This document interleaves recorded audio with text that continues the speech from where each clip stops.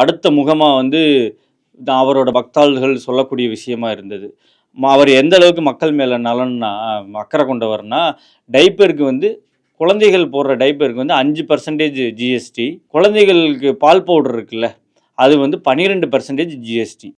ஆனா அமெரிக்காவுக்கு 0% வரி. இது எந்த விதத்துல நியாயம்? எவ்வளோ பெரிய மக்கள் நலனான விஷயம் இது. நீங்களே அத புரிஞ்சுக்கோங்க. அப்ப எப்படி இருக்குன்னு பார்த்துக்கோங்க. மக்கள் மேல எவ்வளோ அக்கறை இருக்கும். தான் நேசிக்கும் இந்த நாடுக்கு அவர் குடுத்த விலை தான் வரி. அவர் போட்டுக் கொண்டிருக்கும் விலை தான் வரி. குழந்தையிலிருந்து வரி போட ஆரம்பிச்சுட்டாங்க. பிறந்த குழந்தையிலிருந்து வரி. நம்ம மக்கள் மீது சுமத்தப்பட்ட வரி. ஃபார்மா இண்டஸ்ட்ரி வந்து இன்னைக்கு வந்து மிகப்பெரிய லாபத்தை எட்டிக் கொண்டிருக்கு. ஆனா அதே சமயம் மக்கள் மேல பெரிய ஒரு பணச்சுமையை வந்து ஏற்படுத்தியிருக்கு. ஸ்டாக்கிஸ்டுகளுக்கு விலை வந்து 1.50 பைசா. ஆனா மக்கள்கிட்ட வந்து அது ரீச் ஆகும் வந்து ₹8.50. இது எவ்வளோ பெரிய ஒரு விலைச்சுமை பார்த்துக்கோங்க. அதே மாதிரி வந்து ஆன்டிபயாட்டிக் அது. அதோட வந்து ஸ்டாக்கிஸ்டுகளிடம் வந்து அது வர்ற விலை வந்து ₹28. ஆனா மக்களிடம் அது சேரும்போது வந்து ₹4,500 பக்கத்துல வந்து விற்கப்படுகிறது. அப்ப எந்த அளவுக்கு வந்து மக்கள் மேல விலைச்சுமையை ஏத்தியிருக்காங்க.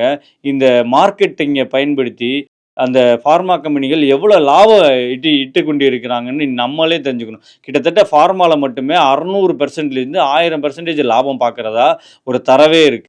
ஆனா, இத பத்தி துளியும் மக்கள் மீது அக்கறை இருந்தா, அத பத்திலாம் நெனச்சு அவங்களுக்கான அந்த விலையையும் குறைச்சு, மக்கள் அதுக்கான ஒரு பாலிசியே கொண்டு வந்திருக்கும் இந்த மோடி அரசாங்கம். பட் அது மாரிலாம் செய்யல. அவங்களுக்கு வந்து எலக்டோரல் பாண்டுல வந்து அவங்களுக்கு வந்து கிஃப்ட் குடுத்துட்டா போதும். டொனேஷன் குடுத்துட்டாலே போதும். நீங்க வந்து நாட்ல வந்து யாருக்கு என்ன விலை வேணா வச்சு விக்கலாம். எப்படி வேணா விக்கலாம். அது பால வந்து டிட்டர்ஜென்ட்ட வச்சு பால் தயாரிச்சு குஜராத்ல விக்கலாம். இந்த மாரி எந்த ஒரு மக்களுக்கு தீங்கான இடையூறு ஏற்படுற மக்களை அழிக்கக்கூடிய விஷயங்கள் எதுனாலும் நீங்கள் பண்ணிக்கலாம். ஆனால் இந்த மோடி கவர்மெண்ட் வந்து அதை பற்றி எதுவுமே கேட்காது. ஏன்னா நீங்கள் எலக்டோரல் பாண்ட் மூலியமா அவங்களுக்கு வந்து டொனேஷன் கொடுத்துருவீங்க. அதோட அவங்களுக்கு முடிஞ்சிருச்சு. இனி மக்கள் வந்து எந்த நிலைக்கு போனாலும் சரி, எப்படி கஷ்டப்பட்டாலும் சரி, அவங்களுக்கு அதை பற்றி எதுவும் கவலையே கிடையாது. இந்த நிலை தான் இந்த மக்களின் நலன் மீது இந்த மோடி அரசாங்கமும் காட்டிக்கொண்டிருக்கிறது. இது மட்டும் இல்லாமல் இது குழந்தைங்க டைப்பரு, அடுத்து மருந்து. அடுத்து என்ன ஒரு விஷயம்னா, மிக மோசமான ஒரு விஷயம். இது வந்து ரொம்ப வருத்தத்துக்குரிய விஷயம். நீங்க வந்து நண்பன் படம் பார்த்துருப்பீங்க. அதில வந்து சோனம் வாங்சுக்ன்னு ஒரு கேரக்டர். இப்போ அதில முக்கியமா நடிச்ச அந்த அமீர் கான், இந்த விஜய் அவர்கள் நடிச்ச ஒரு கேரக்டர் தான் சோனம் வாங்சு. அவர் வந்து லடாக்கை சார்ந்தவர் அவரு. அவர் வந்து கிளைமேட் ஆக்டிவிஸ்ட் அப்படின்னு அவரு பட்டமே வாங்கியிருக்காரு. அவர் வந்து இன்னைக்கு சிறையில் இருக்காரு. கடந்த 6 மாதத்துக்கு மேல அவர் சிறை பிடிச்சு வச்சிருக்காங்க. பட் அதே சமயம் பார்த்தீங்கன்னா, அவரு மக்களின் நலனுக்காக போராடின தலைவர் அவர். பட் ஆனால் அவரை வந்து இன்னைக்கு ரிலீஸ் பெயில் கிடைக்காம அவர் இன்னும் உடல்நலம் குறைந்து ஹாஸ்பிட்டலில் கூட ரீசெண்டாக அட்மிட் ஆகி மறுபடியும் ஜெயிலுக்கு எடுத்துகிட்டு போனாங்க. அவங்களோட ஒய்ஃப் வந்து சுப்ரீம் கோர்ட்டில் பெயிலுக்கு போராடிக்கிட்டு இருக்காங்க. ஆனால் ரொம்ப ஈஸியாக குல்தீப் சிங்னு ஒருத்தர் கேட்டிருப்பார். எக்ஸ் பிஜேபி எம்எல்ஏ அவர் வந்து ஒரு ரேப் கேஸில் வந்து தண்டனை அனுபவிச்சுட்டு இருந்தார். அவருக்கு பெயில் கொடுத்துட்டாங்க சடனாக. டெல்லியில் ஒரு நீதிமன்றத்தில் பெயில் கொடுத்துட்டாங்க. பெயில் கொடுத்த உடனே மக்கள் எல்லாமே போராட்டம் பண்ண உடனே மறுபடியும் அவரை கூப்பிட்டு மறுபடியும் சிறையில் வச்சுருக்காங்க. அவரோட தண்டனை காலம் முடியல. அதனால் இப்போதைக்கு பெயில் கிடையாது, சிறையில் சிறையில் அடைச்சிருக்காங்க. ஆஷா ராம் பாபு அவர் குஜராத்தோட ஒரு சாமியார். அவர் ரேப் கேஸில் வந்து அவர் வந்து டூர் மாதிரி அப்போ போர் அடித்தா அப்பப்போ வந்து வெளியே வந்துட்டு போவார். நிபந்தனை ஜாமீனில் வந்து வெளியே வந்து சுற்றி பார்த்துட்டு அவர் பாட்டுக்கு மறுபடியும் ஜெயிலில் போய் சந்தோஷமாக இருந்துக்குப்பார்.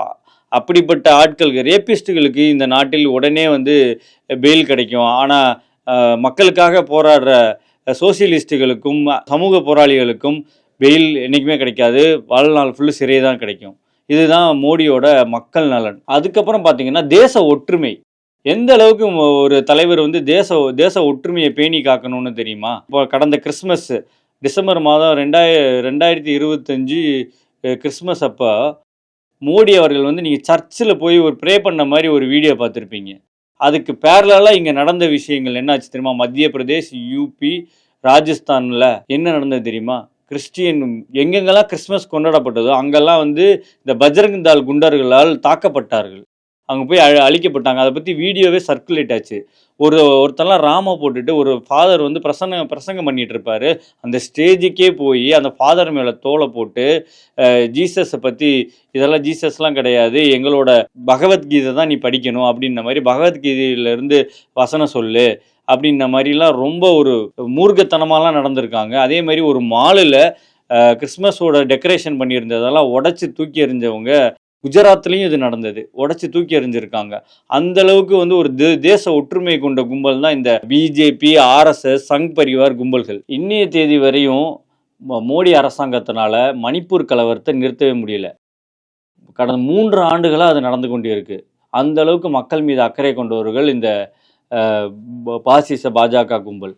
அது மட்டும் இல்லாமல் இந்த நம்ம நாட்டில் வந்து மிகப்பெரிய பிரச்சனையாக இருக்குது.